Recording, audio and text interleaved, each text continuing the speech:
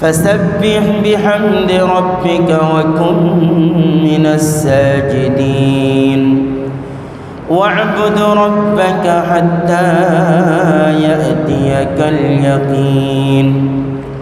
وقال رسول الله صلى الله عليه وسلم: من صام رمضان ثم أتبعه ستا من شوال كان كصيام الدهر. وقال عليه الصلاة والسلام: أحب الأعمال إلى الله أدومها وإن قل. صدق الله العلي العظيم وصدق رسوله النبي الكريم ونحن على ذلك لمن الشاهدين والشاكرين والحمد لله رب العالمين. معزز মুসাল্লিয়ান ইকরাম, মহান রব্বুল আলামিনের দরবারে অসংখ্য অগণিত শুকরিয়া যে মহান রব্বুল আলামিন আমাদেরকে জুমার দিনে জুমার আজান শোনার সাথে সাথে সমস্ত কাজ ফেলে আল্লাহর ঘরে মসজিদে আসার, আল্লাহর কদমে সিজদা করার, আল্লাহ রব্বুল জালালের কালামে পাক থেকে কিছু কথা বলার ও শুনবার জন্য বসবার তৌফিক ইনায়েত করেছেন। সেই মহান রবের দরবারে কালিমাতুশ শুকর আদায় করি। সকলে অন্তরের গহীন থেকে কালিমাতুশ শুকর বলি, সকলে বলি আলহামদুলিল্লাহ। আমরা আমাদের দীর্ঘদিনের প্রতীক্ষা ছিল, দীর্ঘদিনের কামনা বাসনা ছিল রমজান মাস। কবে রমজান আসবে, কবে রমজান পাব? রমজান আসবে, রমজানে আল্লাহর রহমত, মাগফিরাত এবং নাজাত পেয়ে ধন্য হব। রমজান আসবে, রমজানে আল্লাহর জন্য তওবা, ইস্তিগফার, ইবাদত, বন্দেগীর মাধ্যমে রমজান কাটাবো। আমাদের সেই দীর্ঘ লালিত স্বপ্ন, দীর্ঘ বাসনা সাধনার সেই মাস আমাদের ছেড়ে চলে গেছে। আল্লাহ রব্বুল জালাল এই রমজান আমাদের মধ্য দিয়ে চলে গেল, আমরা আবার রমজানের পরে চলে আসলাম। তো বান্দার জন্য প্রত্যেকটা দিনই হলো গনিমত। প্রত্যেকটা মুহূর্ত, প্রত্যেকটা সময় আল্লাহ রমজান দিয়েছিলেন। যেমন ব্যবসায়ীদের বিভিন্ন সিজন থাকে, ঈদের সিজন, পূজার সিজন, এক এক ব্যবসায়ীদের সিজন এক এক রকম। আল্লাহ রব্বুল জালাল এই উম্মতের গুরুত্বপূর্ণ নেকের আমলের সিজন, নিজের আখেরাতের পাথেয়কে সমৃদ্ধ করার, নিজের আখেরাতের পুঁজিকে, সঞ্চয়কে প্রবৃদ্ধি করার, নিজের পরকালীন জিন্দেগিকে নিজের জন্য কল্যাণকর বানানোর একটা সুবর্ণ সুযোগ ছিল রমজান। আমাদের থেকে চলে গেছে, হতাশার কিছু নাই। আল্লাহ রব্বুল জালালের কাছে আমরা আবারও কামনা করি, আল্লাহ আমাদেরকে আগামী রমজান পর্যন্ত সুস্থ রাখেন। আগামী রমজানের ফজিলাত আল্লাহ আমাদেরকেও দান করেন। সকলে বলি আমিন। রমজান আসছে, আবার আসবে, হতাশা হওয়ার কিছু নাই। অনেকেই আছে রমজানের মুসল্লি যারা ছিল, রমজান গেছে তো নামাজ শেষ, তেলাওয়াত শেষ, জিকির শেষ, তাসবিহ শেষ, ইস্তেগফার শেষ, দান খয়রাত শেষ। এমন করা যাবে? আল্লাহর নবী জনাবে মুহাম্মদ রাসূলুল্লাহ সাল্লাল্লাহু আলাইহি সাল্লাম যখন ইন্তেকাল হয়ে গেল, অনেক সাহাবী হতাশ হয়ে গেলেন। কেউ মেনে নিতে পারছেন না যে আমাদের নবী আমাদের থেকে চলে গেলেন। হযরত ওমর রাদিয়াল্লাহু তাআলা আনহু তো এমন পাগলামি একটা ভাব চলে আসলো, উনি তরবারি নিয়ে দাঁড়িয়ে গেছেন, যে বলবে মুহাম্মদ মারা গেছে তার কল্লা উড়িয়ে দিব, অতি ভালোবাসার কারণে। তখন স্থির চিত্তে দাঁড়িয়ে মসজিদে নববীতে আবু বকর রাদিয়াল্লাহু তাআলা আনহু ভাষণ দিলেন যে ইন্না মুহাম্মাদান মান কানা ইয়াবুদু মুহাম্মাদান ফামুহাম্মাদুন কদ মাত। যারা মুহাম্মাদের বন্দেগী করত, মুহাম্মদ মারা গেছে। ওমান কানা ইয়াবুদুল্লাহ ফাইন্নাহু হাইয়ুন লা ইয়ামুত। আর যারা আল্লাহর বন্দেগী করত, আল্লাহ চিরঞ্জীব, কখনো মৃত্যুবরণ করেন না। সাহাবায়ে কেরামের টনক নড়ে গেল আবু বকরের এই দৃঢ় চিত্তের, দৃঢ় কণ্ঠের এই ভাষণে, যে আমাদের স্থির হতে হবে। পিছনের নবীরাও চলে গেছেন, নবী মুহাম্মদও চলে যাবেন। আমরা তো আল্লাহর জন্য নবী মুহাম্মদকে ভালোবাসতাম, আল্লাহর জন্য নবী মুহাম্মদের কথাবার্তায় উঠতাম। আল্লাহর নবী চলে গেছেন, এটা স্বাভাবিক। আবু বকর রাদিয়াল্লাহু তাআলা আনহুর তৃপ্ত কণ্ঠের সেই ভাষণে সাহাবায়ে কিরামের হুঁশ ফিরে আসে, সবাই স্বাভাবিক হয়ে যায়। তো আমাদেরও কথা এখন, রমজান ছিল, রমজানে আমরা যে যতটুকু পেরেছি বন্দেগী করেছি। রমজান চলে গেছে এর অর্থ এটা নয় যে রমজানের শোকে ইবাদত বন্দেগী আমরা ছেড়ে দিব। রমজানে দাড়ি বড় হয়েছিল, রমজান চলে গেছে দাড়ি কেটে ফেললাম। রমজানে মসজিদ ভরে যেতাম মুসল্লি, রমজানে 5 ওয়াক্ত নামাজ পড়তাম জামাতে, রমজানে তওবা ইস্তিগফার পড়তাম, রাতের বেলায় শেষ রাত্রে তাহাজ্জুদ পড়তাম, রমজানে কুরআনুল কারীমের তেলাওয়াত করতাম। এখন রমজান গেছে মানে সব শেষ, এমন যেন আমাদের অবস্থা না হয়। হবে এমন? রমজান আমাদের শিক্ষার জন্য, প্রশিক্ষণের জন্য আসছিল। রমজান তো 12 মাস থাকবে না, প্রশিক্ষণ তো আর 12 মাস হয় না, সরকারি ট্রেনিং তো 12 মাস হয় না, সেনাবাহিনীর ট্রেনিংও দেখা যায় বছরে 1-2 মাস হয়, 3 মাস হয়, চাকরির শুরুতে 6 মাস হয়, সারা জীবন ওই ট্রেনিংয়ের উপরে চলতে থাকে।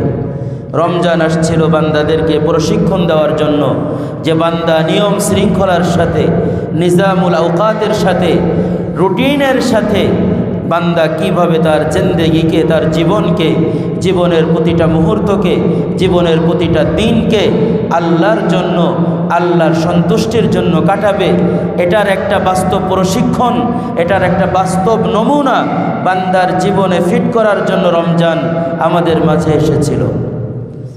রমজান প্রশিক্ষণের জন্য, এই প্রশিক্ষণটা আগামী 12 মাস ধরে রাখতে হবে, তাহলেই রমজান সফল, তাহলেই রমজান সার্থক।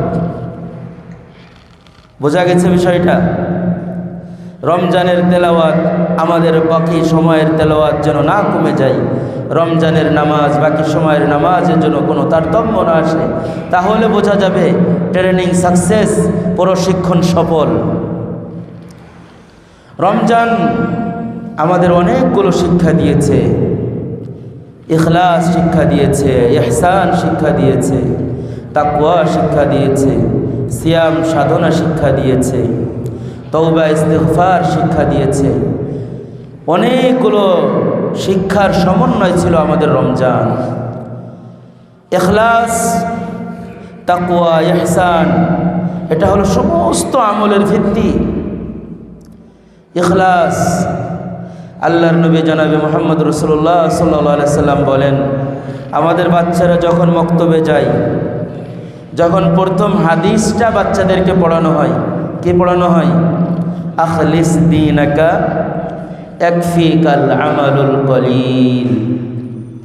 তুমি তোমার দ্বীনকে, তুমি তোমার ঈমানকে, তুমি তোমার নিয়তকে পরিশুদ্ধ করো, খাঁটি করো, একনিষ্ঠ করো। ইখলাস মানে একনিষ্ঠতা, একমাত্র আল্লাহর জন্য করো। ইয়াকফিকাল আমালুল কলিল, তোমারও প্রত্যেক দিন 1000 রাকাত নফলের দরকার নাই। তোমার নিয়ত যদি পরিশুদ্ধ হয়, তোমার 2 রাকাত নামাজ তোমার জান্নাতে যাওয়ার জন্য যথেষ্ট। আল্লাহ রব্বুল জালাল কাল কিয়ামতের ময়দানে আমল কি গণনা করবেন না মাপবেন? কি করবেন? মাপবেন। কুরআনুল কারীমে আসছে ওয়ানাজাউল মাওয়াজিনাল কিসত, আল্লাহ আমলের জন্য নিক্তি পাল্লা দাঁড় করাবেন, দাড়ি পাল্লা না, দাড়ি পাল্লায় কম হয়ে যায়, বোঝা যায় না, 1 গ্রাম 2 গ্রাম তারতম্য হয়ে যায়। নিক্তি পাল্লা যেখানে 1 গ্রামেরও 100 ভাগের 1 ভাগও সেখানে উঠবে। আল্লাহ আমল নামায় দাড়ি পাল্লা মাপবেন, বিশাল বড় তোলার বস্তা আর পাশে সামান্য 1 টুকরো লোহা, দেখা যাবে সামান্য 1 টুকরো লোহার ওজন বেশি। তোলার বস্তা দেখতে বড়, কিন্তু তোলার বস্তার ওজন 1 টুকরো লোহার চেয়ে কি কম। কাল কিয়ামতের ময়দানে আল্লাহ ওজন করবেন আমল নামা, আমলগুলো মাপবেন। অন্য আয়াতে আল্লাহ রাব্বুল জালাল সূরাতুল মুলকে বলতেছেন, লিয়াবলুয়াকুম আইয়ুকুম আহসানু আমালা। আল্লাহ দুনিয়ায় মানুষকে পাঠিয়েছেন পরীক্ষা করার জন্য, দেখার জন্য কার আমল সবচেয়ে বেহতরিন, সবচেয়ে সুন্দর, কোয়ালিটি সুন্দর, আমলের খুশো সুন্দর, আমলের জান সুন্দর, আমলের ইখলাস সুন্দর, আমলের সব কোয়ালিটি সুন্দর। কোয়ালিটি দেখবেন, গণবেন না। তো ইখলাসের মাধ্যমে আল্লাহর নবী বলেন, ইত্তাকুন নার ওয়ালাউ বিশিক্কি তামরাতিন, জাহান্নাম থেকে বাঁচো, যদিও একটা খেজুর দেওয়ার সামর্থ্য তোমার নাই, একটা খেজুরের অর্ধেক টুকরো একমাত্র আল্লাহকে রাজি খুশি করার জন্য যদি তুমি দাও, তোমার ওই একটা খেজুরের টুকরো তোমার জাহান্নাম থেকে মুক্তির জন্য, তোমার জান্নাত লাভের জন্য যথেষ্ট হয়ে যাবে। কে বলেন? আল্লাহর নবী বলেন। আমরা যখন আল্লাহর জন্য কোনো কিছু দান করি, দানের ওয়াজের সময় আমরা বলি যে সামান্য একটা জিনিস আল্লাহ এটাকে উহুদ পাহাড় পরিমাণ করবেন। এটা কিসের বদৌলতে? ইখলাসের বদৌলতে। ইখলাস মানে একনিষ্ঠতা, যা হবে একমাত্র আল্লাহর জন্য, লোক দেখানোর কোনো অপশন এখানে আসবে না। যার ইখলাস যত পরিপক্ক, তার আমল তত মজবুত, তার আমল তত মকবুল, তার আমল তত ভারী। আল্লাহ বলেন, কেউ দান করবে পাহাড় পরিমাণ, সে সব পাবে না সামান্য দানের। কেউ দান করবে সামান্য পরিমাণ, সে সব পেয়ে যাবে পুরো দুনিয়া ভর্তি দানের। সব কিছুর তারতম্য হলো ইখলাসের উপরে। এই রমজান, এই রোজা, এই শাহরু রমজান আমাদেরকে ইখলাস শিখিয়েছে। আমরা একমাত্র আল্লাহর জন্য রোজা রাখছি কিনা? আমাদের মধ্যে কেউ আছে যে ঘরের ভিতরে, ঘরের কোণে গিয়ে আমরা খাইছি, পানিতে ডুব দিয়ে পানি পান করছি, বাথরুমে গেছি গোসল করতে, ওইখানে নলকূপ থেকে, ওইখানে কল থেকে পানি খাইছি? কেউ আছে এমন? আমাদের রোজা ছিল 100% কার জন্য? আল্লাহর জন্য।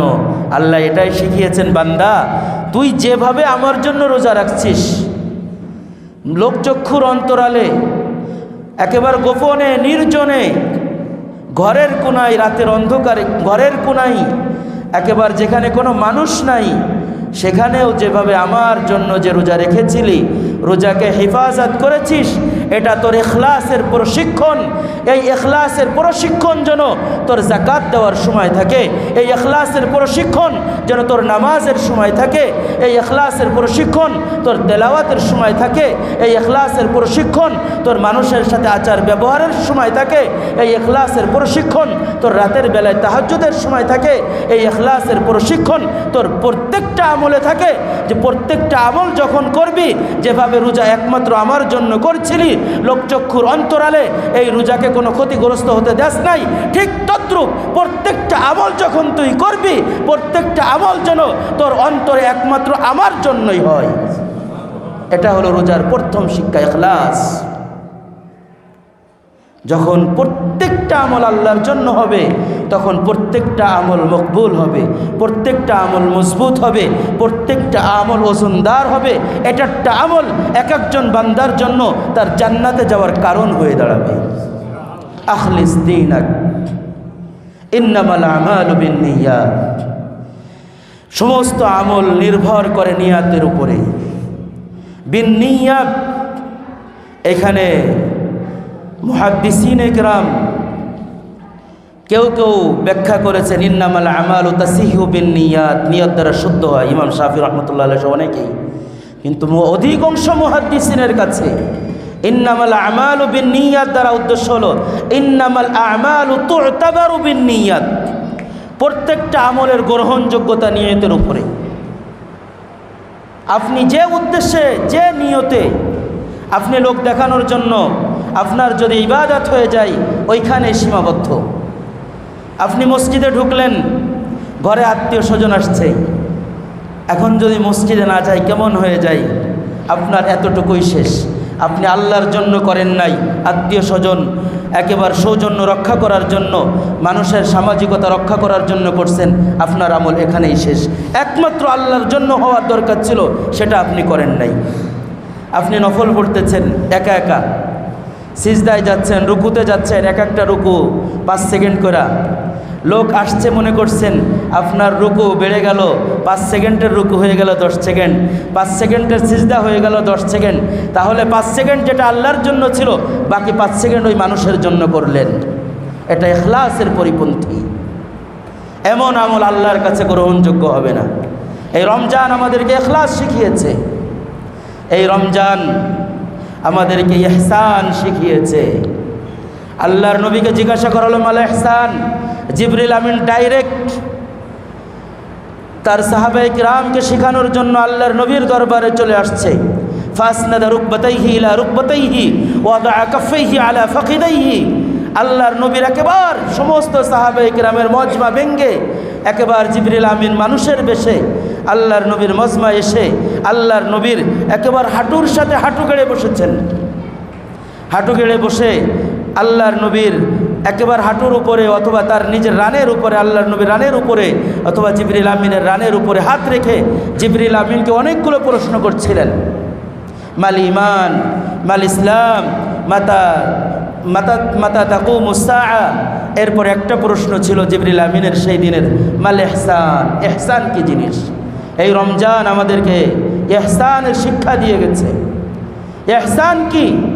আল্লাহর হাবিব ইহসানের উত্তর দিচ্ছেন জিবরিল আমিনকে, সাহাবায়ে কিরামকে শিখাচ্ছেন, আল ইহসান আন তা'বুদাল্লাহ কাআন্নাকা তারা ফাইন লাম তাকুন তারা ফাইন্নাহু ইয়ারাক।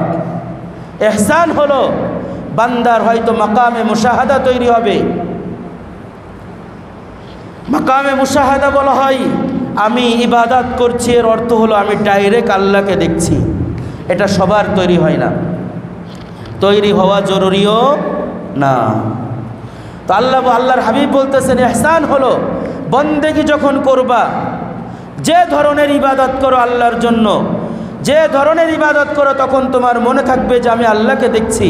আল্লাহর হাবিব বলেন এটা সবার তৈরি হবে না। ফাইন লাম তাকুন তারা, যদি এই কৈফিয়ত, এই অবস্থা, এই মর্যাদা, এই স্তরে যদি তুমি উপনীত না হতে পারো, তাহলে তোমার জন্য কমপক্ষে হলেও এই স্তর উপনীত হয় যে ফাইন্নাহু ইয়ারাক, তুমি আল্লাহকে না দেখলেও তুমি যেখানে আছো, যে ইবাদত করছো, যে বন্দেগি করছো, তুমি নামাজ পড়ছো আল্লাহ দেখছেন, তুমি তেলাওয়াত করছো আল্লাহ দেখছেন, তুমি দান করছো আল্লাহ দেখছেন, তুমি যা কিছু করছো আল্লাহ দেখছেন। এই অবস্থা যেন তোমার তৈরি হয়ে যায়। রমজানে শিক্ষা দেয়নি আমাদেরকে? লোকচক্ষুর অন্তরালে আমরা কিছু করছি, বাইরে বের হয়েছি, জবানের হেফাজত করছি যাতে কারোর দোষচর্চা আমরা না করি। বাইরে বের হয়েছি, চোখের হেফাজত করছি, বেগানা নারী দেখলে চোখকে অবনমিত করে রেখেছি, নিচের দিকে করে দিয়েছি। এটাই হলো ইহসান, কারণ আল্লাহ আমাকে দেখছেন।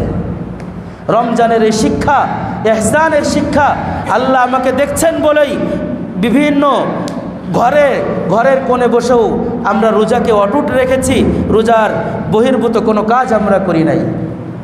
এই ইহসানের শিক্ষা রমজান আমাদেরকে দিয়ে গেছে। আমাদের প্রত্যেকটা আমল করার সময়, আমাদের চলাফেরার সময়, উঠা বসার সময়, আচার আচরণের সময়, আমাদের প্রত্যেকটা কাজে আল্লাহ রব্বে জুল জালালের প্রতি আমাদের এই সুধারণা রাখা দরকার। আমাদের এই ধারণা থাকবে আমি আল্লাহকে যদিও দেখছি না আমার চর্মচক্ষু দিয়া, কিন্তু আল্লাহ সব সময় দেখছেন। খালি কি আমাকে দেখছেন? আল্লাহু আলিমুম বিদাতিস সুদূর। আমার অন্তরে কি ঘোরাফেরা করছে, আমার অন্তরে কি আসা যাওয়া করতেছে, আমার অন্তরে কি কামনা বাসনা করতেছে, এটা কি আল্লাহ জানেন না? এটাও আল্লাহ দেখছেন। রমজানের আরেকটা বড় শিক্ষা হলো, যেটা কুরআনুল কারীমে আল্লাহ রমজানের সবচেয়ে মৌলিক শিক্ষা কোরআনে বর্ণনা করেছেন। কুতিবা আলাইকুমুস সিয়াম কামা কুতিবা আলাল্লাযীনা মিন ক্বাবলিকুম লাআল্লাকুম তাত্তাকুন। তোমাদের জন্য রোজা ফরজ করা হয়েছে যেভাবে পূর্ববর্তীদের উপরও রোজা ফরজ করা হয়েছিল, যাতে তোমরা মুত্তাকি হতে পারো, তাকওয়াবান হতে পারো। এই কোরআন এটা সবার জন্য হিদায়াত না, বলতেছেন হুদাল্লিল মুত্তাকিন, মুত্তাকিদের জন্য পথ নির্দেশ। এই কোরআন সবার জন্য উপকারী না, মুত্তাকিদের জন্য উপকারী। আপনার নামাজ, আপনার রোজা, আপনার হজ, যাকাত, আপনার অন্তরে যদি তাকওয়া না থাকে, এটা আপনার জন্য কাল কিয়ামতের ময়দানে নাজাতের মাধ্যম হবে না। তাকওয়া কি জিনিস? কুরআনুল কারীমে একটু পর পর আল্লাহ তাকওয়ার কথা বলতেছেন। ইয়া আইয়ুহাল্লাযীনা আমানুত্তাকুল্লাহ হাক্কা তুকাতি ওয়া লা তামুতুন্না ইল্লা ওয়া আনতুম মুসলিমুন। হে আমার ঈমানদারেরা, তোমরা তাকওয়া অর্জন করো। ইয়া আইয়ুহাল্লাযীনা আমানুত্তাকুল্লাহ ওয়াল তানজুর নাফসুম মা কদ্দামাত লিগাদ। হে ঈমানদার বান্দারা, তোমরা তাকওয়া অর্জন করো, আর তুমি সবসময় চৌকান্না থাকবে। তুমি তোমার ভবিষ্যৎ, তোমার আগামীকালের জন্য, তোমার পরকালীন জিন্দেগির জন্য, তোমার চোখ বুজে যাওয়ার জন্য, চোখ বুজে যাওয়ার পরের জিন্দেগি, মৃত্যুর পরের জিন্দেগির জন্য কি করছো, এই ব্যাপারে তুমি চিন্তাশীল থাকবে। ইয়া আইয়ুহাল্লাযীনা আমানুত্তাকুল্লাহ, বারবার আল্লাহ তাকওয়ার কথা বলতেছেন। আবার আল্লাহ বলতেছেন, তুমি যে রোজা রাখো, এই রোজারও মূল উদ্দেশ্য হলো যাতে তুমি মুত্তাকি হতে পারো। তাকওয়া কি জিনিস? তাকওয়া হলো নিজের বিবেককে জাগ্রত করে দেওয়া, যে আমার সামনে একটা ভবিষ্যৎ আসতেছে, ওই ভবিষ্যৎকে যদি আমি উজ্জ্বল করতে চাই, আমার বর্তমানকে উজ্জ্বল করতে হবে, আমার বর্তমানকে অত্যন্ত চৌকন্নার সাথে কাটাতে হবে। অনেক মানুষ আছে হতাশায় ভোগে, অতীত নিয়ে ভাবে, অতীতে বড় ধরনের কোনো একটা অকারেন্স, দুর্ঘটনা ঘটেছে, ওইটার চিন্তায় তার জীবন শেষ। অতীত নিয়ে ভাবা যাবে না, অতীত থেকে শিক্ষা নেওয়া যাবে,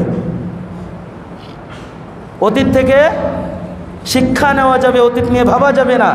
বর্তমানে কর্মক্ষেত্রকে সুন্দরভাবে পরিচালনা করতে হবে, তাহলে আবার ভবিষ্যৎ উজ্জ্বল হয়ে যাবে।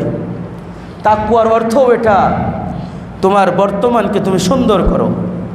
হযরত ওমর ইবনুল খাত্তাব রাদিয়াল্লাহু তাআলা আনহু, আমিরুল মুমিনিন, অর্ধজাহানের খলিফা, উনি উবাই ইবনে কাবকে প্রশ্ন করতেছেন, হে উবাই, আরে তাকওয়া কি জিনিস? কোরআনে তো বারবার দেখি তাকওয়ার কথা। উবাই ইবনে কাব ওমর ইবনুল খাত্তাবকে ডাইরেক্ট বলেন না তাকওয়া কি।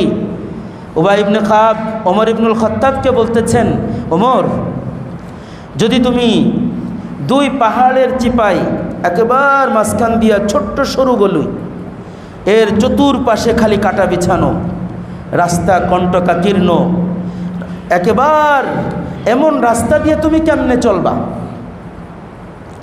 তখন ওমর ইবনুল খাত্তাব বলতেছে, এমন রাস্তায় আমি অত্যন্ত হুশের সাথে, অত্যন্ত যত্নের সাথে, অত্যন্ত গম্ভীরভাবে, স্থিরভাবে আমি পা ফেলাবো, আমার জামাগুলো গুছিয়ে নিব যাতে করে কাটা আমার জামায় বিঁধে না যায়, অত্যন্ত যত্নের সাথে পা ফেলাবো যাতে কোনো কাটা আমার পায়ে বিদ্ধ হয়ে না যায়, আমি এইভাবে এই রাস্তাটা অতিক্রম করব। তখন উবাই ইবনে কাব বলতেছেন, ওমর, এটাই হলো তাকওয়া। তুমি দুনিয়ায় চলবা, তোমার সামনে হাজারো রাস্তা আছে হারামের, এই হারামের রাস্তাগুলো হলো কাটা, যে কোনো সময় তোমাকে আক্রমণ করে বসতে পারে। দুনিয়ার রং তামাশা, দুনিয়ার রঙ্গমঞ্চ, দুনিয়ার এই বিভিন্ন ধরনের আমোদ প্রমোদ, আনন্দ বিনোদনের ভোগ বিলাসের বস্তু তোমাকে আকৃষ্ট করে ফেলতে পারে। দুনিয়ায় যখন তুমি চলবা, এই দুনিয়ায় তোমাকে সুদ টাকা দিবা কোনো শরম ছাড়া, সুদের লভ্যাংশ তোমার আসতে থাকবে, ঘুষের টাকা আসতে থাকবে, অসৎ উপায়ে লোকজনের জমি ফাঁকি দেওয়ার টাকা আসতে থাকবে, দালালির টাকা আসতে থাকবে, হাজারো পন্থায় তোমার দুনিয়া তোমাকে আকৃষ্ট করতে থাকবে, আর দুনিয়ার মোহ তোমাকে টানতে থাকবে। এগুলো হলো তোমার জন্য আখেরাতের পথের কাটা আর কণ্টকাকীর্ণ রাস্তা। এই দুনিয়ায়ও তোমাকে যেভাবে দুই পাহাড়ের মাঝখানে সরু রাস্তা দিয়ে, সংকীর্ণ রাস্তা দিয়ে, কাঁটাযুক্ত রাস্তা দিয়ে তুমি অত্যন্ত যত্নের সাথে কাপড় গুটিয়ে একেবার খুব ভালোভাবে একের পর এক পা দেখে দেখে ফেলছো, দুনিয়ায়ও তোমাকে চলতে হবে। এটাই হলো তাকওয়া। সর্বদা আল্লাহর ভয় অন্তরে বিরাজ করে দুনিয়ায় চলার নাম হলো তাকওয়া। এই রমজান আমাদেরকে যেভাবে ইখলাস শিখিয়েছে, এই রমজান যেভাবে আমাদেরকে ইহসান শিখিয়েছে, এই রমজান সেভাবে আমাদেরকে তাকওয়া শিখিয়েছে। সকালবেলায় ঠান্ডা হয়ে যায় পুরো মৌসুম, ঘুম ভাঙছে না, বা ঘুম ভাঙলেও আরামের ঘুম ছেড়ে মসজিদে আসতে মন চায় না। এটাই তখন আমার সাথে আপনার তাকওয়ার ভয় খেলা শুরু হয়ে গেছে। যদি আল্লাহর ভয় অন্তরে বিরাজ থাকে, হাজারো আরামের ঘুম ফেলে দিয়ে, আরামের বিছানা ফেলে দিয়ে, মুয়াজ্জিনের ডাকে সাড়া দিয়ে আপনার অবস্থান হবে মসজিদের কাতারে। এটাই হলো তাকওয়া। তাকওয়া যেটাকে বলে, ঈমান এবং ইসলামও সেটাকে বলে। ওয়ামতিসালু আওয়ামিরিল্লাহ ওয়াজতিনাবু নাওয়াহিহি, আল্লাহর সমস্ত বিধানকে পালন করা, আল্লাহর সমস্ত নিষিদ্ধ বস্তু থেকে নিজেকে দূরে রাখা, আল্লাহর সমস্ত নিষিদ্ধ বস্তুকে পরিহার করা, এটাই হলো তাকওয়া। কুরআনুল কারীমেও আল্লাহ এটাই বলেছেন, ইয়া আইয়ুহান নাসু উবুদু রাব্বাকুমুল্লাযী খলাকাকুম ওয়াল্লাযীনা মিন ক্বাবলিকুম লাআল্লাকুম তাত্তাকুন। হে বান্দারা, হে মানুষেরা, তোমরা আল্লাহর বন্দেগী করো যেভাবে তোমাদের পূর্ববর্তীরা বন্দেগী করেছে। যে আল্লাহ তোমাদেরকেও সৃষ্টি করেছে, তোমাদের পূর্ববর্তীদেরও সৃষ্টি করেছে। এই বন্দেগী যখন তুমি করতে থাকবা, অটোমেটিক তুমি মুত্তাকি হয়ে যাবা। আল্লাহর ইবাদত বন্দেগী যখন বান্দা করতে থাকে, অটোমেটিক তার তাকওয়ার স্তর বাড়তে থাকে। তখন গান শুনলে খারাপ লাগবে, অনইসলামিক কোনো কাজ দেখলে তার খারাপ লাগবে। আল্লাহর নবী বলেন, ইদা সাররাতকা হাসানাতুকা ওয়া আসাআতকা সাইয়্যাতুকা ফাআনতা মুমিন। যখন ভালো কাজ তোমার অন্তরকে প্রশান্তি দেয়, তোমার মনে আনন্দের দোলা দেয়, ওয়া আসাআতকা সাইয়্যাতুকা, কোনো খারাপ কাজ তোমাকে কষ্ট দেয়, ফাআনতা মুমিন, তখনই তুমি প্রকৃত ঈমানদার, তখনই তুমি প্রকৃত মুত্তাকি, তখনই তুমি প্রকৃত পরহেজগার। এই রমজান আমাদেরকে তাকওয়ার শিক্ষা দিয়েছে, যে তাকওয়ার দ্বারা আপনি হাজারো অন্যায় থেকে বেঁচে রাখতে পারেন। আপনার কাছে গোপনে হাজারো ধরনের অফার আসতে পারে, সুযোগ আসতে পারে। যদি আপনার অন্তরে আল্লাহর ভয় থাকে, এই তাকওয়া আপনাকে হাজারো গুনাহ থেকে বাঁচিয়ে নিতে পারে। সৈয়দনা ইউসুফ আলাইহিস সালামের ঘটনা তাকওয়ায় পরিপূর্ণ একটা ঘটনা, তাকওয়ার উজ্জ্বল দৃষ্টান্ত, তাকওয়ার উজ্জ্বল নমুনা, তাকওয়ার উত্তম মিসাল। আল্লাহ যে ঘটনাকে বলছেন, নাহনু নাকুসসু আলাইকা আহসানাল কসাসি, পৃথিবীর যত গল্প হতে পারে, যত হিস্টোরি হতে পারে, আর যত কাহিনী হতে পারে, আল্লাহ নিজেই বলছেন ইউসুফের কাহিনী সর্ব উৎকৃষ্ট কাহিনী, সেটা তাকওয়ায় পরিপূর্ণ একটা কাহিনী। ইউসুফের তাকওয়ার কোনো ঘাটতি ছিল না। আল্লাহ এটাকে বলছেন আহসানাল কসাস, পৃথিবীর বুকে শ্রেষ্ঠতম সুন্দরতম কাহিনী। ইউসুফ আলাইহিস সালামকে আল্লাহ হাজারো পরীক্ষা নিয়েছেন, শৈশব থেকে কৈশোরে, তারুণ্যে, একের পর এক পরীক্ষার প্রত্যেকটা ধাপ আল্লাহ পার করে, ইউসুফ আলাইহিস সালাম পার করে আল্লাহর কাছে এত প্রিয় হয়েছেন। শেষ সময়ে একেবারে যুবক, ফুল তরুণ, যৌবনের কোনো প্রকার ত্রুটি নাই, এমন এক মুহূর্তে বড় একটা ঘটনা ঘটে যায়। সেটা ছিল বাদশার স্ত্রী তাকে ঘরের দরজাগুলো আটকে দিয়ে, বাদশার সুন্দরী স্ত্রী তাকে কাম চরিতার্থ করার জন্য, জৈবিক চাহিদা পূরণের জন্য ইউসুফ আলাইহিস সালামকে প্রলুব্ধ করতে থাকে। ইউসুফ আলাইহিস সালাম জৈবিক চাহিদাও ছিল, নির্জন ঘরও ছিল, কোনো বাধা ছিল না, আবার নিজের থেকে চাচ্ছে না, মেয়েই চাচ্ছে। কিন্তু ইউসুফ আলাইহিস সালাম বলে উঠলেন, ইন্নী আখাফুল্লাহ রব্বাল আলামিন, আমি ওই আল্লাহকে ভয় করি যিনি সমগ্র জগতের প্রতিপালক, যিনি এই নির্জন গৃহে কী হচ্ছে এটাও জানেন। এটাই হলো ইউসুফ আলাইহিস সালামের তাকওয়া। ইউসুফ আলাইহিস সালামকে ঘরে আটকে রেখে সব দরজা বন্ধ, ইউসুফ আলাইহিস সালাম দৌড় দেওয়া শুরু করলেন। আল্লাহর তাকওয়ার এই পরীক্ষায় ইউসুফ আলাইহিস সালাম উত্তীর্ণ হয়ে গেলেন। তিনি চেষ্টা করলেন দরজার কাছে যাই, আর দরজাগুলো আস্তে আস্তে পট পট করে খুলতে থাকে। এটা হলো তাকওয়ার পরীক্ষা ছিল। এটাই হলো আল্লাহর কাছে শ্রেষ্ঠ গল্প। এই জন্য আমাদেরও সামনে কত রকমের পরীক্ষা আসে, আর আমরা যদি নিজেরাই কৌশল করি গুনাহ করার জন্য, নিজেরাই সুযোগ সন্ধান করি, তাহলে তো আমাদের মাঝে আর শয়তানের মাঝে কোনো পার্থক্যই থাকলো না। আল্লাহ আমাদের রমজানের ওসিলাই আমাদের তাকওয়া, আমাদেরকে মুত্তাকি হিসেবে কবুল করে নেন। রমজানের আরেকটা শিক্ষা হলো সিয়াম। রোজার একটা অভ্যাস তৈরি হয়ে গেছে না আমাদের। এখন রোজা রাখতে কষ্ট হবে। আমরা কি মনে করছি শুধু রমজানের রোজা আছে, নাকি আরও রোজা আছে? এই যে রমজানের পরে এই 6 রোজা আছে, 6 রোজা আছে না? আল্লাহর হাবিব বলেন, মান সামা রমাদানা সুম্মা আতবাআহু সিত্তাম মিন শাওয়াল কানা কাসিয়ামিদ দাহরি। যদি কেউ রমজানের রোজা রেখে এরপরে শাওয়ালের 6টা রোজা রাখে, 1 বছর পূর্ণ রোজা রাখার সব সে পেয়ে যাবে। এটার অনেক ব্যাখ্যা কালকে হালকা পাতলা বলা হয়েছিল, আর বেশি বলবো না। এই জন্য আমরা কি করব? 6 রোজা রাখবো তো ইনশাল্লাহ। আরও প্রত্যেক মাসে 3টা করে রোজা আছে। এটাকে আইয়ামে বীজের রোজা বলে। আইয়ামে বীজ কেন বলা হয়? আইয়ামে বীজের রোজা কোন কোন দিন?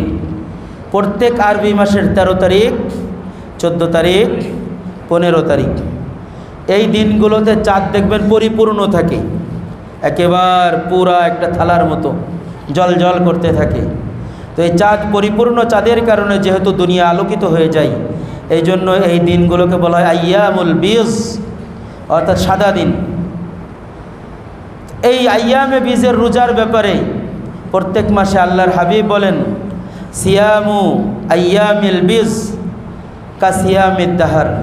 যদি কেউ প্রত্যেক মাসে 3টা করে রোজা রাখে, সিয়ামু সালাসাতিন লিকুল্লি শাহরিন কা সিয়ামিদ দাহর। প্রত্যেক মাসে 3টা করে যদি কেউ রোজা রাখে, আল্লাহ পুরো বছর রোজা রাখার সব দান করেন। কিভাবে? আমরা যখন গুনাহ করি আল্লাহ কয়টা লেখেন? 1টা লেখেন, কিন্তু যখন নেক করি কয়টা লেখেন? কমপক্ষে 10টা লেখেন। প্রত্যেক মাসে যদি 3টা রোজা রাখি, 3 10 কত হয়? 12 মাসে 3টা করে রাখলাম, প্রত্যেক মাস ফিলাপ। 12 মাসে 3টা রোজা রাখলাম, পুরো 12 মাস রোজা রাখার সব আল্লাহ আমার আমল নামায় দিয়ে দিবেন। আল্লাহর নবী আইয়ামে বীজের রোজা রাখতেন। আরেকটা হলো প্রত্যেক সপ্তাহে 2টা রোজা। কয়টা রোজা? একটা হলো বৃহস্পতিবারের দিন ইয়াউমুল জুমআ, ইয়াউমুল খামিস বৃহস্পতিবারের দিন, আরেকটা হলো ইয়াউমুল ইসনাইন সোমবারের দিন। আল্লাহর নবী বৃহস্পতিবারের দিন রোজা রাখার ব্যাপারে আল্লাহর নবী অত্যন্ত উদ্বুদ্ধ করতেন। আল্লাহর নবী বলতেন যে এই বৃহস্পতিবারের দিন সমস্ত বান্দাদের সাপ্তাহিক আমলগুলো আল্লাহর কাছে উঠাই নেওয়া হয়। আর আল্লাহ ভালোবাসেন যে বান্দার আমল আল্লাহর কাছে যখন উঠানো হবে, বান্দা তখন রোজাদার অবস্থায় থাকে। এই জন্য বৃহস্পতিবারে রোজা রাখার চেষ্টা করবো আমরা ইনশাল্লাহ। আল্লাহর নবী বলেন, যদি কেউ বৃহস্পতিবারের দিন রোজা রাখে, আল্লাহ তাকে ক্ষমা করে দেন। আল্লাহ যখন তার আমলনামা আল্লাহর কাছে পেশ করা হয়, আল্লাহ তার জন্য ক্ষমার ফয়সালা করে দেন। আল্লাহর নবীকে জিজ্ঞাসা করা হলো, তাহলে আপনি ইয়াউমুল ইসনাইন সোমবারে কেন রোজা রাখেন? আল্লাহর নবী বলেন, ইয়াউমুন উলিদতু ফীহি, এই দিন আমি কি করেছি? জন্মগ্রহণ করেছি। আর ওয়া ইয়াউমুন উনজিলা আলাইয়া, আর এই সোমবারের দিন আমাকে কোরআন দেওয়া হয়েছে, আমাকে নবী বানানো হয়েছে। সোমবারের দিন আমি আল্লাহর কাছে নবুয়তের দরজা পেয়েছি, রিসালাতের দরজা পেয়েছি। এই জন্য আমি কি রাখি? রোজা রাখি। নাকি কি সিন্নি খাই, মিলাদ পড়ি, ঢোল তবলা বাজাই, জশ্নে জুলুস করি। আল্লাহর নবী তার জন্মদিবস পালন করেছে কি দিয়া? ঢোল তবলা দিয়া, জশ্নে জুলুস বের করে, সিন্নি খেয়ে, নাকি রোজা রেখে আমরা যদি আল্লাহর নবীর সাচ্চা আশেক হই, আল্লাহর নবীর সুন্নতের ইত্তেবা করে আল্লাহর নবীর জন্য যদি কোনো কিছু পালন করতে চাই, আল্লাহর নবীর জন্মদিবস যদি পালন করার উত্তম মাধ্যম হয়, তাহলে কি করতে হবে? প্রত্যেক সোমবারে রোজা রাখবো ইনশাআল্লাহ। তো সোমবারে রোজা রাখতে হবে। এই ধরনের রোজার ট্রেনিং আমাদের চালিয়ে যেতে হবে। রমজান আমাদেরকে শিখিয়েছে কিয়াম, নামাজ পড়া। তারাবির নামাজ আমরা পড়ছি না রমজানে? শেষ রাত্রে সাহারিতে যখন উঠছি, তাহাজ্জুদ কি ছাড়ছি আমরা? 2 রাকাত হলেও পড়ে ফেলছি। আবার বেজল রাত্রিগুলোতে শেষ দশকে অতিরিক্ত নফল নামাজও আমরা পড়ছি।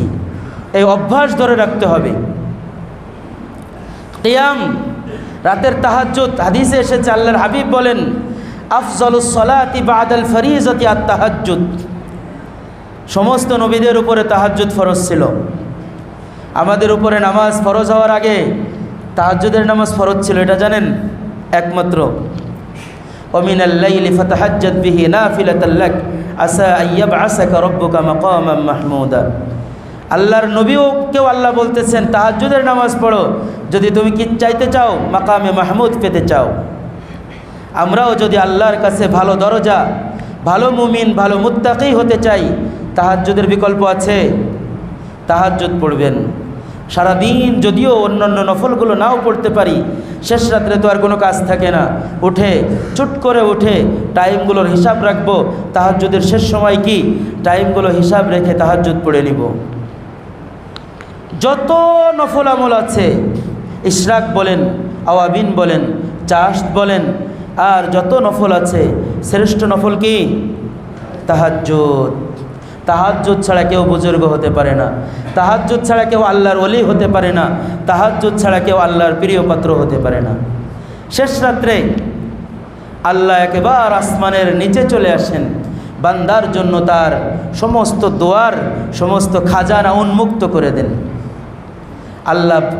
আল্লাহর ফেরেশতাদের মাধ্যমে আল্লাহ ডাকতে থাকেন, আলা মিন মুস্তারজিকিন ফারজুকালা।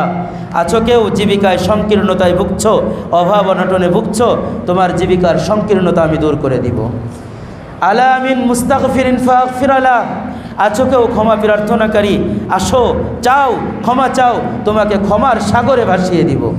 আলা মিন মুবতালান ফাওয়াফিয়া। আছো কেউ বিভিন্ন রোগে শোকে, বিভিন্ন বালা মুসিবতে আক্রান্ত, আমার কাছে চাও, আমি তোমার বালা মুসিবত দূর করে দিব। আলা কাদা আলা কাদা হাত্তা ইয়াতলু আল ফজর। এইভাবে আল্লাহ ডাকতে থাকেন, এইভাবে ফজর হয়ে যায়। তাহাজ্জুদ হলো সবচেয়ে উত্তম মাধ্যম। আল্লাহ বলতেছেন কুমিল লাইলা ইল্লা কলিলা। দেখেন এখানে কুরআনুল কারীমের ভাব কেমন। ইয়া আইয়ুহাল মুজাম্মিল কুমিল লাইলা। প্রথমে আল্লাহ তার হাবিবকে বলতেছে, আমি চাই সারা রাত তুমি নামাজ পড়ো আর আমি দেখতে থাকি। এরপরে আল্লাহ বলতেছেন ইল্লা কলিলা, কিছু সময় ঘুমাও, তুমি তো আমার হাবিব, তোমার কষ্ট আমার সহ্য হবে না। এরপরে আবার বলতেছে কিছু সময় না, নিসফাহু, অর্ধেক রাত্রে পড়বা নামাজ, অর্ধেক রাত্রে কি করবা? ঘুমাবা। তো আল্লাহও চাই বান্দা রাত্রি জেগে ইবাদত বন্দেগী করুক, বিশেষ করে শেষ প্রহরে। আল্লাহ আমাদের তাহাজ্জুদ আদায় করার তৌফিক দান করেন। সকালবেলার নামাজ, চাষতের নামাজ, ইশরাকের নামাজ অত্যন্ত সহজ। যারা আমরা ফজরের নামাজ পড়তে আসি, আল্লাহর নবী বলেন মান সাল্লাল গদাতা, গদাত মানে সকালের নামাজ, সুম্মা ক্বাদা ইয়াজকুরু, এরপরে মসজিদে বসে গেছে কিসের জন্য? আল্লাহর জিকিরের জন্য। সুম্মা সাল্লা রাকাতাইন, এরপরে 2টা রাকাত ইশরাকের নামাজ পড়ল। কানা আজরুহু, তার আজর আর সওয়াব আল্লাহর কাছে আজরু হাজ্জিন ওয়া উমরাতিন, একটা হজ এক উমরার সওয়াব আল্লাহ তাকে দান করে দেন। এরপরে দেখেন আল্লাহর হাবিব বলতেছেন তাম্মাতিন তাম্মাতিন তাম্মাতিন, এক হজ এক উমরার পূর্ণ সওয়াব পাবে। এটা না যে টাকা খরচ করে নাই দেখে পাইবো না, টাকা না খরচ করলেও আল্লাহর হাবিব বলতেছেন যদি কেউ ফজরের নামাজের পরে মসজিদে বৈশা জিকির করতে থাকে, এরপরে 2 রাকাত ইশরাকের নামাজ পড়ে, পূর্ণ পূর্ণ পূর্ণ এক হজ আর এক উমরার সব আল্লাহ তার আমলনামায় দিয়ে দিবে।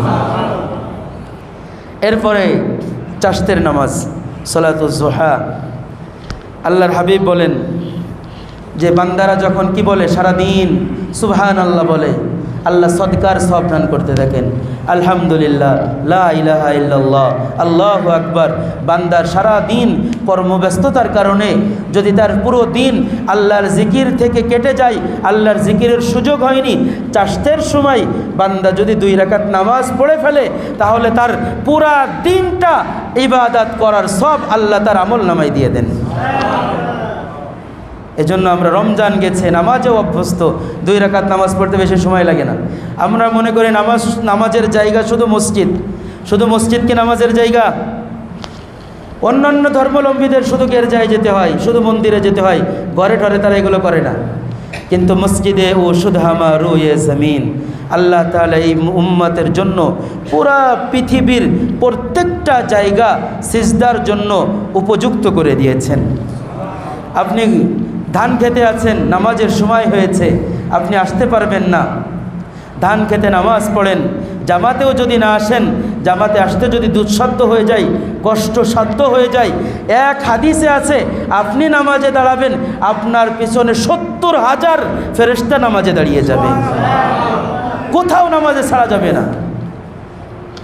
ওয়াউসাল্লি আইনামা কুনতু, যেখানেই থাকবো সেখানেই আমরা নামাজ পড়ে ফেলবো। যেখানে গেছি, বাজারে গেছি, অনেকে কি করে জানেন? আমি আগের মসজিদে হাজিস আমাদের সভাপতি সাহেব গরুর হাটে কোরবানির গরু কিনতে গেলে আমাকে নিয়ে যাইতাম। অধিকাংশ মানুষকে দেখতাম ইবাদতের জন্য গরু কিনতে যাচ্ছে, জোহর চলে গেল নামাজ নাই, আসর চলে গেল নামাজ নাই, মাগরিব চলে গেল নামাজ নাই। আমরা যদিও পড়তাম হাসিল ঘরের আশেপাশে, সবাই আশ্চর্যের সাথে তাকাই দেখত। এটা কি আশ্চর্যের বিষয় না? প্রত্যেকের এইভাবে নামাজ পড়ার দরকার ছিল। আরে ভাই,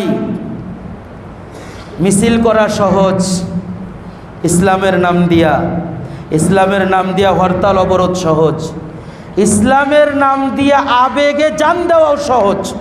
বিশ্বাস হয়? আবেগে কিন্তু জান দিয়ে দেয় বিভিন্ন উপলক্ষে। এই যে দেখবেন বিভিন্ন সময় যারা শহীদ হয়, কয়জন হক্কানি বড় আলেম শহীদ হয়, যুবকরা শহীদ হয়, আধা বুঝ অবুঝ। আল্লাহ প্রত্যেকের শাহাদাতকে কবুল করুন, এটাকে ছোট করছি না। সব সহজ, মিছিল মিটিং জান দেওয়া পর্যন্ত সহজ, কিন্তু নিজের মাঝে ইসলাম প্রতিষ্ঠা করা কঠিন। আপনি আজ দেখবেন নেইমারের স্টাইলে চুল কাটবেন, ব্রাজিলের আরও কি আছে না নাম, মেসি টেসি আছে, ওদের স্টাইলে চুল কাটবেন, আপনাকে কেউ কিচ্ছু বলবে না। আপনি যে আল্লাহর নবীর স্টাইলে বাবরি রাখবেন, আপনার দিকে আপনার ঘরের লোকই বলবে এরা তো জঙ্গির মতো দেখা যায়। দিন নিজের মাঝে প্রতিষ্ঠা করা সবচেয়ে বড় কঠিন। আমরা নিজেরাও নিজেদের শত্রু হয়ে যাই, অন্য চোখে তাকাইতে থাকি, ঈমান এখানে শেষ হয়ে যায়। তো বলতে চাচ্ছিলাম, যেখানেই থাকবো আমরা নামাজ সবার আগে। অনেকেই বলে মদ খায় ওরে নামাজে আসার দরকার নাই, সুদ খায় ওরে নামাজে আসার দরকার নাই, জিনা ব্যভিচার করে ওরে নামাজে আসার দরকার নাই। এই বক্তব্য শিখছেন কোত্থেকে আপনি?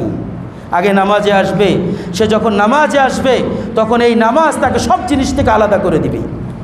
কাউকে কোনো দিন, অনেকে আছে রমজানের পরে আস্তে আস্তে নামাজ শিখেছে রমজানের কারণে, মসজিদে আসে নতুন মুসল্লি টিটকারি মারা শুরু করে।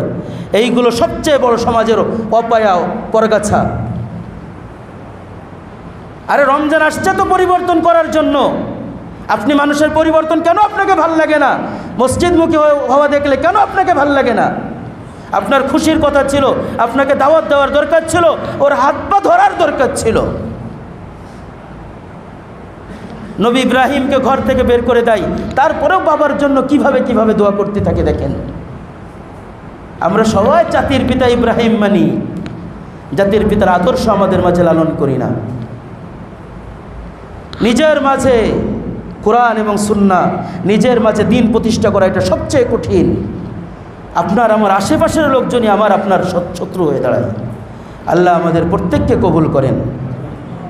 এই দুনিয়ার মোহে, দুনিয়ার জন্য, সামাজিকতা রক্ষা করার জন্য, নিজের ভবিষ্যৎ, দুনিয়ার ভবিষ্যৎ, মূল ভবিষ্যৎ তো আখিরাত। দুনিয়ার কোনো ভবিষ্যৎ আছে? এটাকে আমরা বলি ভবিষ্যৎ গড়ার জন্য আমরা দুনিয়াকে অগ্রাধিকার দিই, আখেরাতকে অগ্রাধিকার দিই না। মানুষ দুনিয়ায় আমরা আসছিলাম, কিছু ছিল আমাদের সাথে, ইয়াতিল ইনসান বিলা শাই সুম্মা ইয়াসআ লিকুল্লি শাই সুম্মা ইয়াতরুকু কুল্লা শাই সুম্মা ইয়াযহাবু বিলা শাই সুম্মা ইউহাসাবু আলা কুল্লি শাই। মানুষ আসছে দুনিয়ায় কোনো কিছু ছাড়া, সম্বলহীন। আবার এই দুনিয়ায় সম্বল আর ধন সম্পদের জন্য ইসলামকে দূরে রেখে দিয়ে হাজারো প্রচেষ্টা করে এই বান্দা দুনিয়া কামানোর জন্য। আবার এই দুনিয়া মৃত্যুর সময় সে ছেড়ে যায়। আবার এই দুনিয়া থেকে ওয়ায়াযহাবু বিলা শাই, নিঃসম্বল সম্বলহীনভাবে দুনিয়া থেকে চলে যায়। এর মাঝখানে কি হলো? দুনিয়া কামানোর জন্য, দুনিয়া উপার্জনের জন্য যে প্রচেষ্টা করেছিল আখেরাত ভুলে, সুম্মা ইউহাসাবু আলা কুল্লি শাই, এর প্রত্যেকটা সম্পদের জন্য, প্রত্যেকটা উপার্জনের, প্রত্যেকটা বস্তুর জন্য পাই টু পাই আল্লাহর কাছে হিসাব দেওয়া লাগবে। এটাই হলো তাকলো মানুষের। আইছিল খালি হাতে, গেল খালি হাতে, মাঝখানে নিজের হিসাব কিতাব বাড়াইল। আল্লাহ রব্বুল জালাল আমাদের প্রত্যেককে আখিরাতমুখী হওয়ার তৌফিক দান করেন। রমজানের শিক্ষাগুলো আমাদের জীবনের পরতে পরতে, জীবনের প্রতিটা ক্ষেত্রে, জীবনের প্রত্যেকটা মুহূর্তে, জীবনের প্রত্যেকটা দিনে, জীবনের প্রত্যেক ক্ষেত্রে বাস্তব